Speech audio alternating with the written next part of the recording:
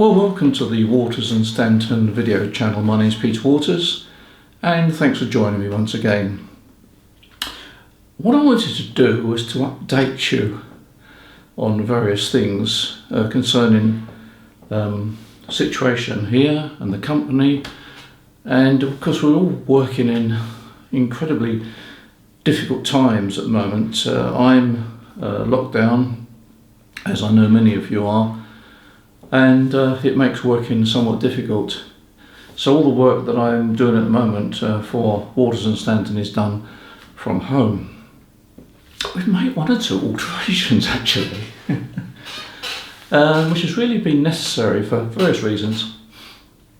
Basically I do a lot of music, and I've got a music studio, and the music studio is where I am now, and it makes sense to have everything together so that when I do the videos, I'm in the same area, I've got the computer there, and I've got everything I need. At the same time, this is where I work when I'm working during the day for the company with eBay and with the website and all the other bits and pieces, emails and everything that goes on. And as of now, this is where I will be doing the videos for the Waters and Stanton YouTube channel. Well, let me just show you around first of all. Over here is my drum kit, because I'm quite a keen drummer. My style of music is jazz. I was brought up on classical music, classically trained, but I then decided that there were other things, and in recent times I've taken up jazz. So I play jazz on drums there. I've also got a keyboard here where I do some backing tracks for various projects, various people locally. And then on the other side is my wife's keyboard, and I don't touch that at all, you know, that's her keyboard. So that's the sort of little studio we got here. The other thing I've done recently is I've always used Canon gear, Canon SLR cameras. And for a while I was using, or until recently I was using the Canon SLR cameras for the videos, but I have to say that Canon cameras, whilst they're good for stills, they do leave something lacking in video. And I spoke to a semi-professional photographer recently, and he said, look, why don't you look at the Sony range? Well, I did, and I liked what I saw, and I've recently purchased the Sony SLR mirrorless camera, which I'm doing this video on now actually. I'm very pleased with it, very impressed with the results, and the net result is that I'm going to get rid of my Canon gear, reluctantly, because it's served me well over many years, but it's, you know, it's getting on now in age, and it's been well and truly used. So goodbye Canon for the moment anyway, and hello Sony.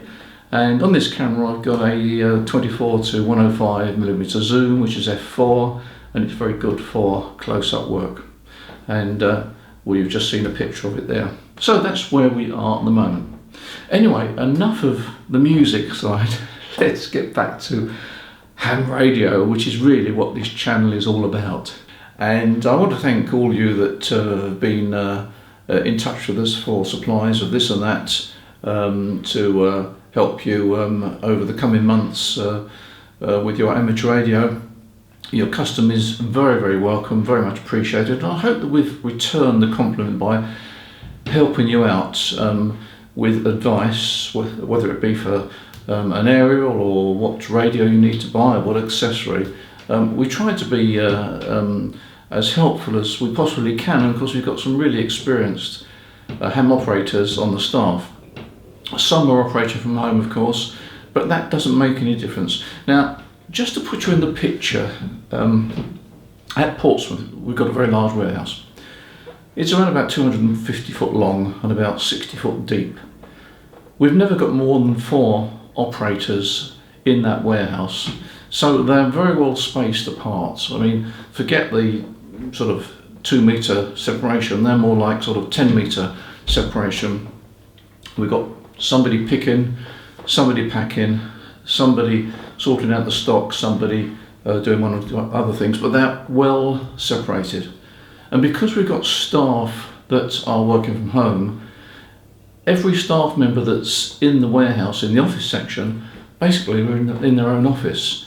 They've got their own keyboards, everything is sanitised and cleaned, all the door handles are cleaned. There's no access for visitors from outside at all. It's a locked environment. And the only people that come and go, apart from staff, are the parcel force and the other couriers to collect the goods. So it's a very well run operation, and we are very conscious that we need to protect the staff and take the utmost precaution. So in that respect, I have every confidence that we've done everything we can in order to maintain the business and of course to service the ham radio business. I just spotted the screensaver wriggling about in the background, so I've turned it off because that can be a bit of a distraction. I get emails from all over the place, from abroad as well as from in the UK, asking all sorts of questions. One question that came up very recently, actually was on the phone to one of our operators in the office there, and the question was, I live in a high-rise block of flats, what is the best antenna for me to use? Well, I wasn't told whether it was HF or VHF.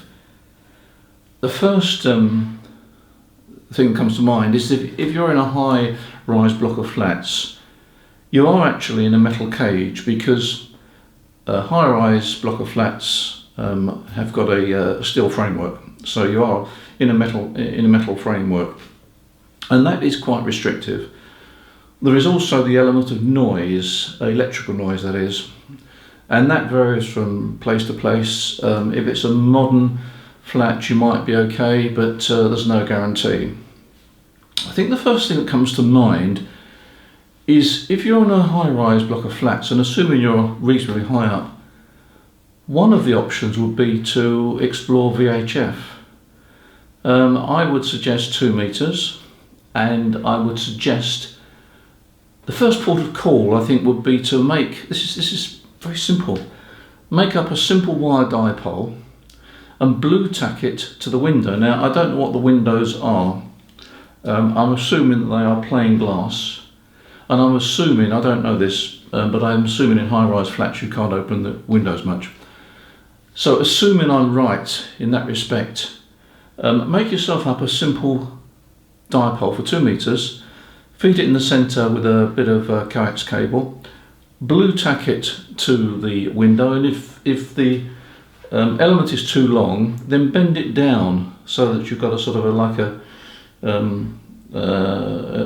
an H section, and that may well give you some signals. Now, it's also worth checking to see whether there's a repeater within the local area. If there is, then your best option is to go on 2 meters or maybe 77s and log on to the repeater. If it's for HF, then you really do have a problem. It's a challenge. I've seen all sorts of recommendations for flats. Take it from me that if you're operating from a high-rise building, you can forget 80 metres, you can forget 40 metres, it's really going to be a struggle. The most likely band you're going to get any success with would be 20 metres. You're going to have to use a loaded whip antenna of some sort, and you're going to have to provide some sort of ground plane. The odds are that it's going to be difficult, and it's one of these suck it and see situations. However, it is possible, and I don't know this because I don't use the mode myself, but it's possible FT8 might work on 20 metres, because FT8 is very good for low level signals and for working in noisy environments. As I say, I don't operate FT8, and I'm sure some people watching this video will come up with some suggestions, but I think if you're going to have any success at all, it's going to be on 20 metres, more likely to be on VHF, where at least you'll be able to make some contacts. The alternative, of course, is to use one of the online systems, but I assume that the inquiry was for sort of what I call natural communication, in other words, using antenna systems and so forth. So that's my advice. Now, sticking to HF, we are in a particularly difficult period of time, not only because of the coronavirus and the fact we can't do this and we can't do that, but we're also right at the bottom of the sunspot cycle, which means to say the conditions on the HF bands on 20 metres, 17 metres, 20 metres, etc. are really poor at the moment, and the minimum is predicted to be around about July. Now, the minimum, you don't know when you've reached the minimum until you've reached it, but the predictions seem to be that we are heading for the lowest point in the next few months. The good thing, I suppose, is because there's so many hams at home at the moment that the level of activity is much higher than it would otherwise be. So that in some respects is good news. But one thing that we can look forward to is sporadic eoperation. Now, sporadic eoperation usually occurs from the month of May through to July, and again around about Christmas time, but the predominant period for sporadic eoperation is May through July, and I think last year it was very, very good. This year it will certainly happen. You never know when it's going to happen. It's why it's called sporadic E. It can just happen like that, and then 2 hours later the band goes dead again. The bands to watch are 6 metres and 10 metres, and last year 10 metres was quite good. 10 metres was wide open to Europe, North Africa. I'm not sure whether it's open to the USA, maybe not. Certainly not through normal sporadic E. But certainly there were some rock crushing signals on 10 metres, and they come from nowhere. So I would suggest that as from towards the middle end of April, you just check 10 metres. Don't be surprised if it's dead, but also don't be surprised if you suddenly hear some signals. And it's one of these bands you want to keep going back to every 2 or 3 hours, or go on the internet and log onto one of these systems that will report on activity. 10 metres is very, very good when it's open. The other thing about 10 metres, of course, is that you don't need a big aerial. A 10 metre dipole is small, 10 metre vertical is very small, easy to make, and again, if you've got a small garden, it's a great antenna. With sporadic E, power is not quite so important. Antennas are not quite so important. Yes, of course they help.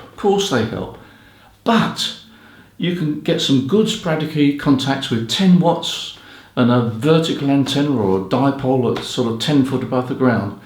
So don't dismiss it, keep an eye on 10 metres. I did a series on antennas about a couple of months ago now, advocating open wire feeder and doublets.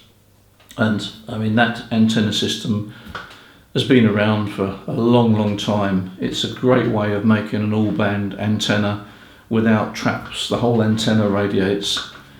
There's been some discussion as to how you terminate the balance line. Now, I've advocated in a recent video that take the balance line back to the house, feed it into a 4-to-1 balun, and then take a short length of coax back in the house. You may get away with the internal ATU on the radio. You may have to have the help of an external ATU, but it does make a very good all-band antenna. Do you really need a 4-to-1 balun, or do you need a 1-to-1 balun? Well, the jury's really out on that, because if you go on the internet, you'll see all sorts of discussions. My experience has been that both seem to work. I mean, you probably gathered from this series that I'm very much a practical guy. Yeah, all right, you can model antennas until the cows come home, but you can't replicate the small garden because there's too many variables. And do you really need to model a dipole, for example? Do you need to model vertical? I mean, go in the books, go on the internet, you can see what the actual patterns are, radiation patterns are. As far as terminating that balance line, try a 1-to-1 balun. If you haven't got a 4-to-1 balun, try a 1-to-1 balun. It'll probably work okay anyway. We're not talking about mega differences. We're talking about small differences that maybe you can't even notice. So give it a try. And of course, the great thing about it is, if you're spending more time than normally at home, give it a try. Try it out. If it works, fine. It probably will. So there we are. That's my take on the terminating balanced line. One of the disappointing things, I think, at the moment is that activities like SOTA, Summits on the Air, which is very, very popular, is not going to be available to anybody really at the moment. Maybe towards the end of the summer, who knows. Parks on the Air, which is just coming on stream, again, you can't do that. In fact, any portable operation for ham radio is out unless you do it in your garden. Now I suppose if you've got a garden, it's a good idea to try and experiment with portable operation. Get out in the sunshine and get the rig ready for when we can go out. Mobile operation, no, do not do mobile operation. Even if you think that sitting in your car in an enclosed metal case is not going to cause any problems, don't do it because you've been told not to do it. So I would strongly advise against any form of mobile operation. Of course, there's nothing to stop you putting a new mobile system into the car and checking it out in the driveway, but as I say, that's really as far as I think you should go. I'm a great advocate of RG58 coax cable. I've said this before and I make no apology. What we sell is good stuff. If you're going to do experimentation in the garden, use RG58. It's perfectly okay. It's not expensive, and once you've done all this experimentation and you want to make a permanent antenna system, well, go up to something like RG213 or whatever you like. But cut your teeth on low cost, good quality coax. It makes sense, and well, you know, save your money. I think it's a good time now to set yourself some challenges to improve the station or to improve your operation ability. What about CW? Yeah, I may do a video actually on learning CW because well, it's probably not a bad thing to concentrate on, because you know during the war I think they were training radio operators in about 6 or 8 weeks. Now I know a lot of you think, well, I don't want to use CW, I've got no interest in CW. That's fair enough, but it is a skill, and if you can get through that barrier, it's quite good fun. So I may do a video on that. Now that we've got some good weather, I'm going to get out in the garden, and I think the next video will probably be out in the garden talking about antennas again. I've also got some products that have been sent by Portsmouth to review and take a look at, so there'll be some more videos coming along. So it's interesting times. What I would say to you is enjoy your ham radio, make use of it, learn something, and it's so rewarding. And of course it's because it's a communication medium, it's something that you can participate in all the time. You can talk to guys, exchange views and so forth. Say what rubbish you think this video is. No, don't say that. No. Well, you may say that, but it's up to you. Anyway, point is that we're going through some interesting times. Perhaps challenging times is more appropriate. Do keep safe, because well, you've seen the news day in, day out. Keep safe. If you stay in the confines of your own house, and if you're fortunate enough to have a garden, make good use of it, experiment with antennas and so forth, and well, I look forward to talking to you again about various things that perhaps you can do. And in the meantime, I enjoy the feedback I get. Some people come up with all sorts of ideas. Somebody said the other day, I use clothes pegs for antenna insulators. Well, I'm not quite sure, but I think you probably pull a clothes peg apart, or you've got some sort of particular type of clothes peg, you can use it as an antenna insulator. It works. There we are. Well, thanks for watching this video. I thought what I would do is just sort of tell you where we are, just to reassure you that we're still very active in Portsmouth, running the business and trying to supply your needs, and as quickly as possible as well. The couriers are really doing a fantastic job at the moment. They really are good. I mean, they must be carrying high volumes of products, but they are still very, very good, and all credit to them. So thanks for watching this video. Enjoy your ham radio, keep safe, and I'll be back shortly. Take care.